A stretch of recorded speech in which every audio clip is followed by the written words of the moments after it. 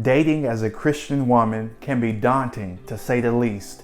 You want to uphold your standards and faith, yet at times you may wonder whether you'll ever get a date worth keeping. Whether you're new to Christian dating or simply looking for advice, my guide to the 4 most important do's and don'ts will help you make the most of your dating experience and not compromise what you believe in and what you stand for. For starters, the most important thing to never do is to compromise or completely disregard your beliefs for a date. Your faith should be linked to your daily life, and your dating life should be no exception. Of course, this is not to say that perfection is the goal, but staying in God's will should be the standard. Never feel that you need to disregard your beliefs to impress a date. They will want the best for you at all times if they really like you. The right person would never ask you to compromise your principles, whether they share your faith or not.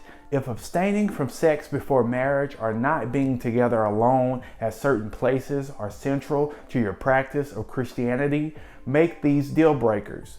When it's all said and done, your faith will be there for you no matter what. You might not be able to say the same about the one you're dating.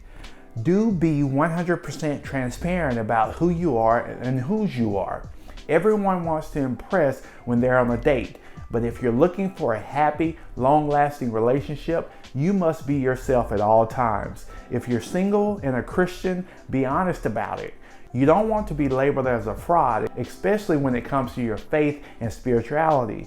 If, for instance, you choose an online date, it's helpful to display your religion on your profile and opt to only be matched with people of the same faith, if this is important to you. And when you're matched, check out the traits that you're compatible with. Do you both value monogamy?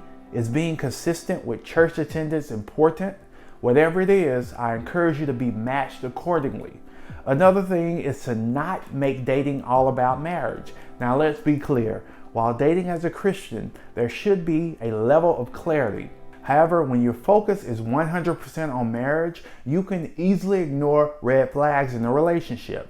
Marriage may be your end goal, but if you approach every date with marriage on your mind, you'll put far too much pressure on the experience. In the first few dates, don't mention marriage at all. Concentrate on how the date makes you feel. Do you feel at ease? Is the conversation flowing?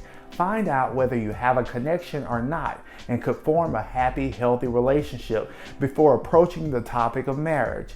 It's okay to be upfront about wanting a commitment eventually, but don't make it central to your search.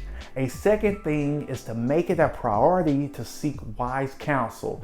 The goal is to surround yourself with like-minded individuals who have a successful dating history. Dating can be tough, so don't be afraid to ask for advice. You can also turn to friends, families, or members of your church. Fellow Christians who have already navigated the dating scene will be able to help you find your way while maintaining your faith. After it's all said and done, no matter what the outcome is, see it as a learning experience.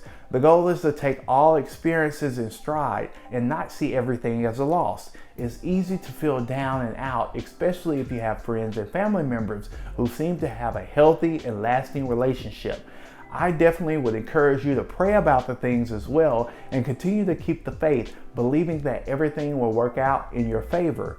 Dating is hard and is more difficult when you're trying to live a righteous life guided by the Holy Spirit. So let me know your thoughts below. I encourage every one of you to think about your current life, and if it's not where you want it to be mature enough to work on yourself and not make your life worse by making irrational decisions, especially when it comes to dating. The cycle just repeats itself when it comes to toxic relationships and unhealthy human beings. As your personal development and relationship mentor, my goal is to see you all thrive in life, and that's why I'm offering you a free 1-hour coaching session. Please contact me immediately at lifecoachjscott@gmail.com to get started. If you like this content and would like more, don't forget to like, subscribe, and remember to turn on your notifications so you'll never miss out on my weekly content. Thanks again, and until next time, be safe and take care.